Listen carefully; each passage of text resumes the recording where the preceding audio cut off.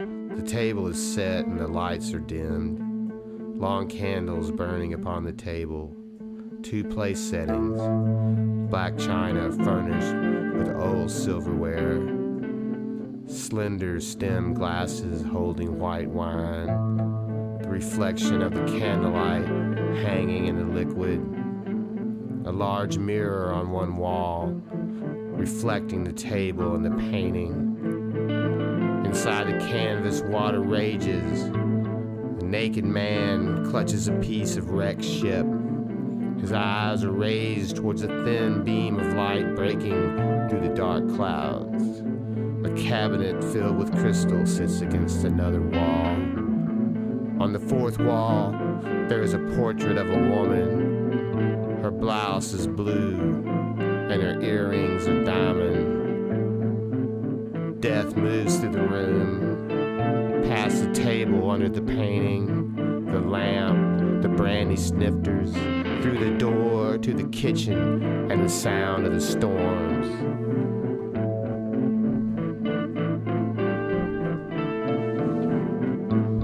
There are noises from above, loud ominous sounds and flashes of light. The stairs go up forever. They are made of stone and lit by burning torches. On some landings there are doors. Sometimes the doors unlock, and one of them will open it and enter. You can wait for them to re-emerge, for the door to open again, but after a while, you leave and continue on up the stairs.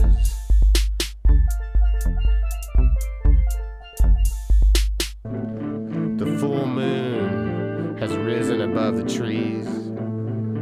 The wind shakes the branches. The owl who lives by the creek is hunting. The lights of the house can be seen through the branches. Here, away from the house, in the woods, by the fallen tree, there are few signs of human presence. A cigarette butt stamped into the ground.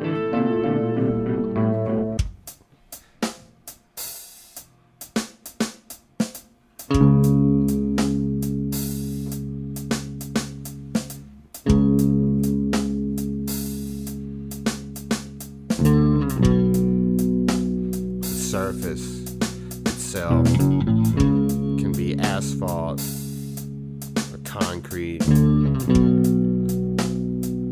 built on mounds and bordered by chain link fences.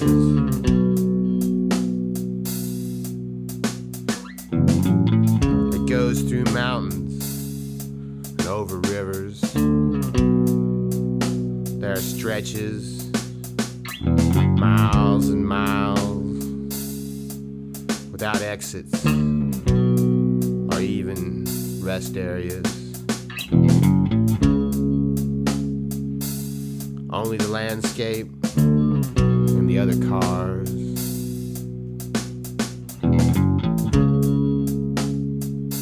As it reaches densely populated areas,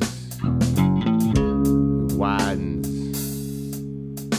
rises,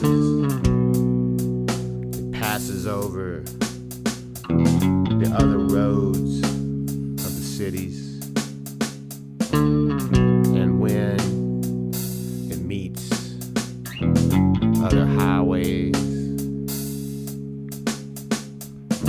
they merge at complicated intersections. Lanes multiply and diminish, turns, twists.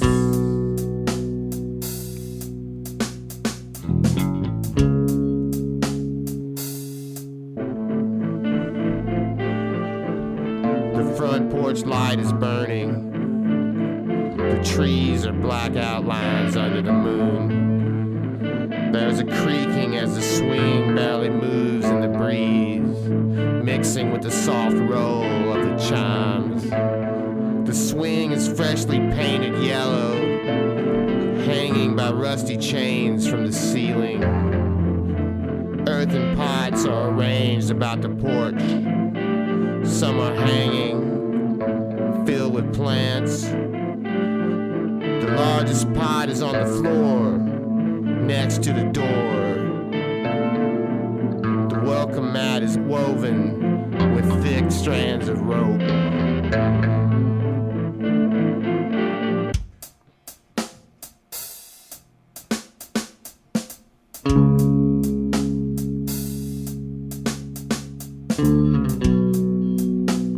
The rest area sits away from the road. There's an information center with Coke machines, restrooms, picnic tables are scattered over the grounds. The tree line has been removed opposite the road to afford a view of the valley. People walk down to the edge from their cars.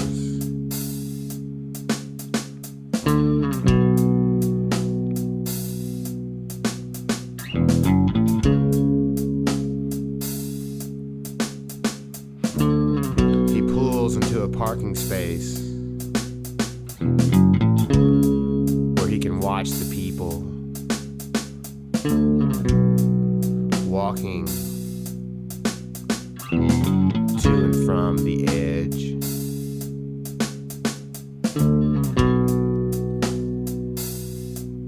The night landscape is a vague structure of noise and light that marks the points of impact. The explosion short-lived and sudden, flares floating in the sky. The trajectories of missiles. Sometimes the explosions are so close, huddled in the trench, the mud already inside your clothes. You can feel the land and air moving. Above, you can feel, if not see, the relentless presence of the jets burning through the night sky.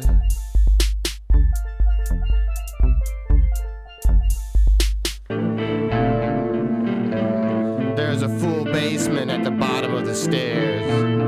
The light above the clothes washer has been left on. The lid to the washing machine is raised, revealing the machine to be empty. The dryer next to it is running, the clothes spinning round in the circular window. Woman's undergarments hang from a line above the big double sink next to the machines. The largest machine, the furnace, is still. It sits back in a corner, away from the wall, silent now. Underneath the water heater, sitting beside the furnace, there is a mousetrap loaded with yellow cheese. The rest of the basement was made into a large game room. There are shelves filled to overflowing with odds and ends. A radio and tape player sit on top of the shelves next to a small TV. Both a pool table and a ping pong table. The rack of pool sticks are next to a cabinet under the trophy of a largemouth bass. A dartboard hangs on the wall, a single dart stuck in the bullseye. The bar is along the far wall, behind the pool table. Two wooden stools sit in front of the counter, which is empty, except for the two plastic ashtrays. A few bottles are on the shelves, an almost empty one of whiskey without a label, a bottle made to look like a vase, a full fifth of gin, a huge sake bottle, also empty, apple brandy with a painting of a pirate on the label. The walls are made of stone. A thin rectangular slot on the face of the door allows a ray of the outside light to shine through when the guard slides it open. Usually only before the twice-a-day feedings. Always the same food, hardly anything, only enough to sustain you until the next feeding. The cot is simple, crude, the mattress barely an inch thick. You lay on it anyway, or sit in a corner and contemplate the walls.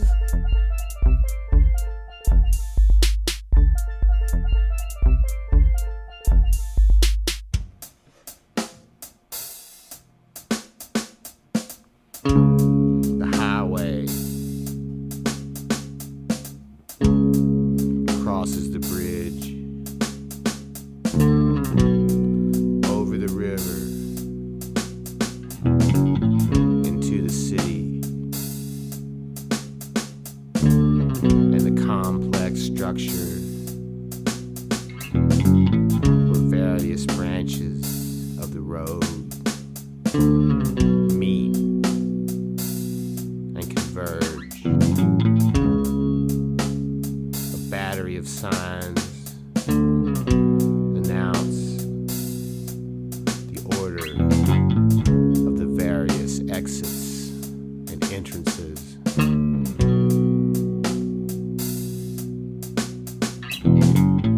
He chooses to drive the highway through the downtown of the city, passing through the man-made canyon of high-rises.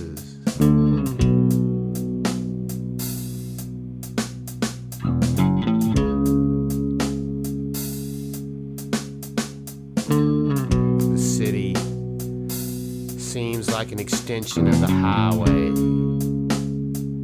giant rest area.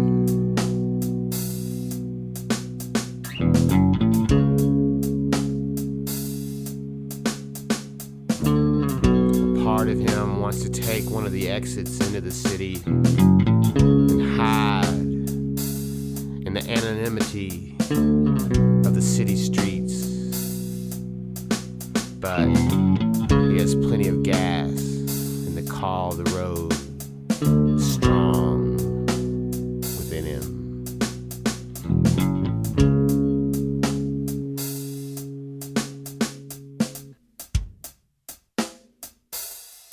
Every street is one way.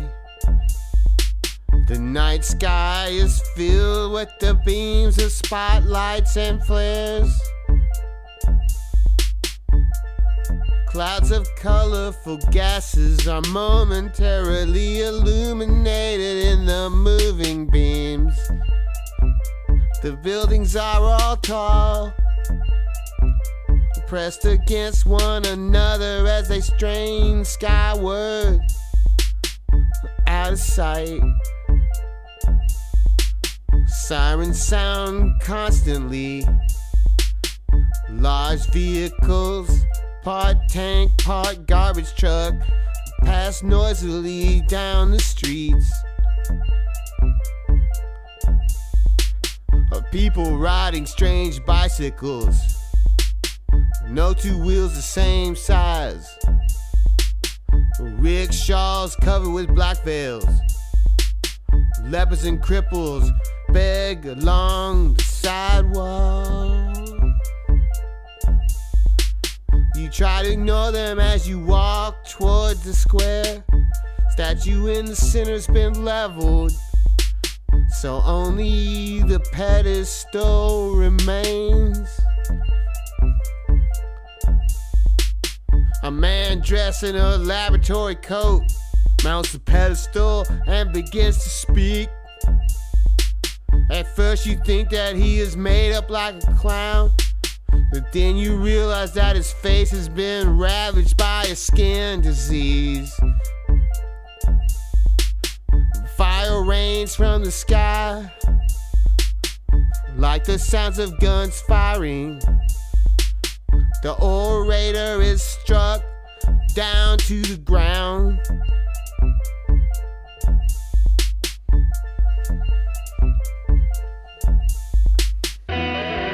The living room windows are open, and the curtains shift in the breeze. None of the lamps are lit. There are two couches, one made of leather, and the smaller one covered with a blanket. They are arranged with pillows. The coffee table is made of glass, supported by curved brass legs. A large ashtray, a bowl of mints, and a set of coasters.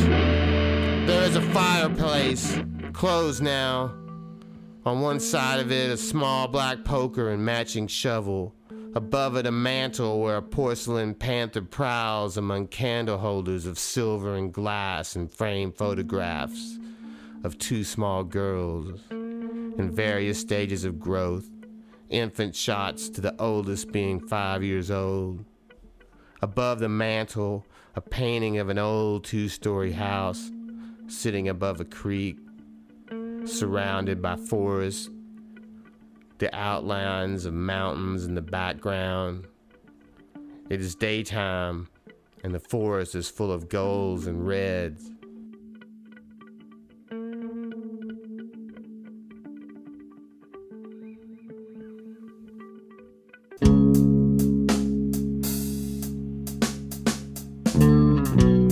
The landscape of the countryside seems constant, hardly ever changing.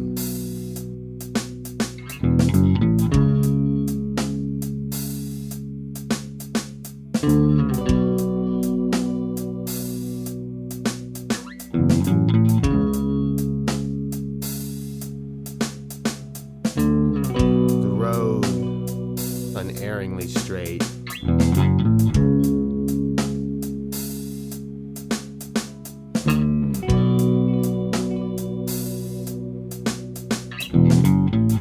After the sunset, he rolls down the window, turns on the radio,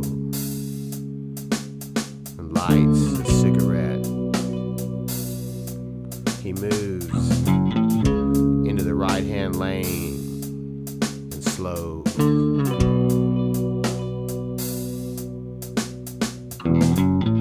The appearance of other headlights become less and less frequent.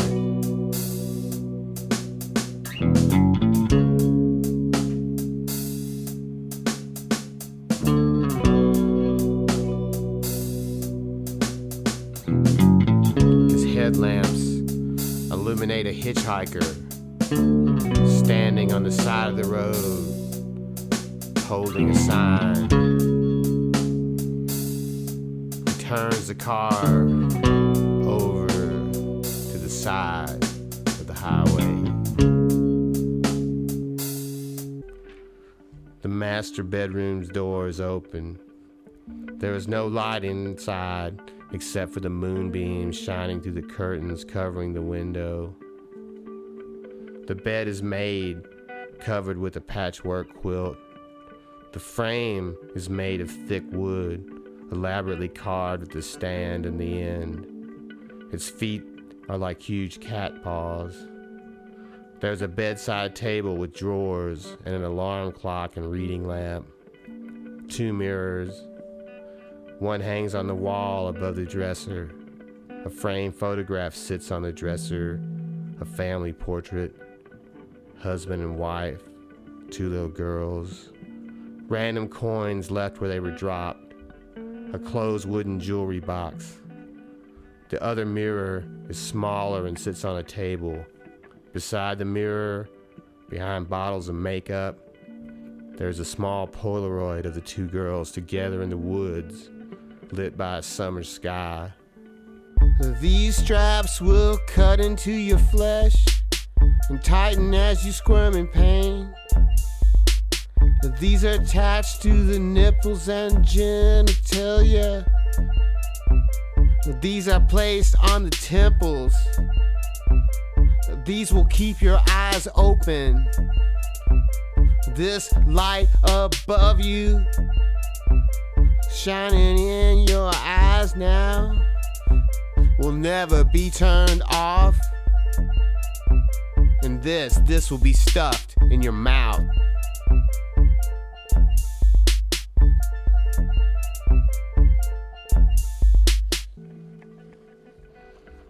The attic is dark. Someone has recently been here, their presence still lingering like cigarette smoke hanging in the air. They must have been looking through the open box that sits upon the ragged old sofa, stuffed with photographs and papers. The top photograph is the same family portrait that sits framed on the dresser downstairs in the bedroom. The attic is filled with stacks of boxes. A few items are laying around, unpacked, easy to see. A rocking horse, made of wood with a pork pie hat and a crooked painted grin. A broken clothing rack. A couple of carpets rolled up, sitting behind the empty television console. On top of the console, a coin bank the shape of a beagle, the head cracked. A water globe with a miniature nativity scene, the bottom covered with white flecks. A stack of empty frames behind a set of luggage. An old vacuum cleaner beside the sofa. Above the sofa, a mounted moose head is attached to one of the crossbeams. A safari hat hanging precariously from the antlers.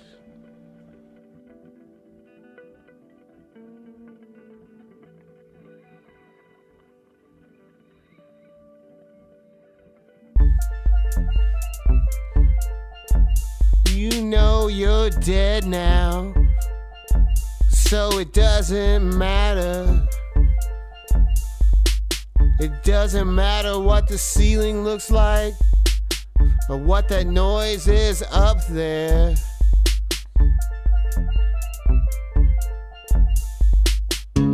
He takes the airport exit.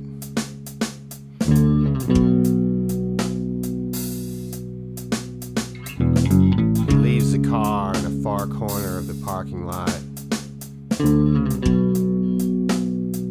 The complex is newly renovated and glistens in the sunlight.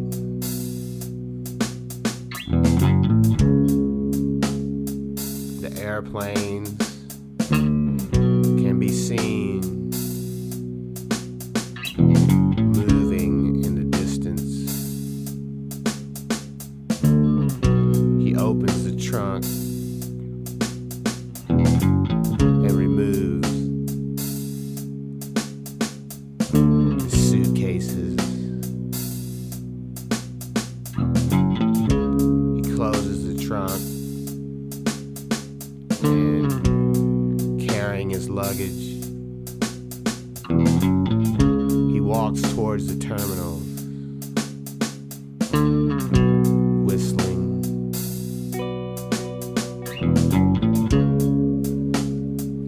The kitchen is an oasis of light. Floor, glowing bulbs above the ceiling fan, turning. There are dozens of pieces of paper held to the face of the refrigerator by small magnets, comics, big single boxes, and also some strips featuring a boy and a tiger. A small calendar, a few dates circled in either black or red ink. A note card lists a few common foods: milk, bananas, olive oil. Various photographs, mostly of the little girls, and a man in a Santa Claus suit mugging for the camera.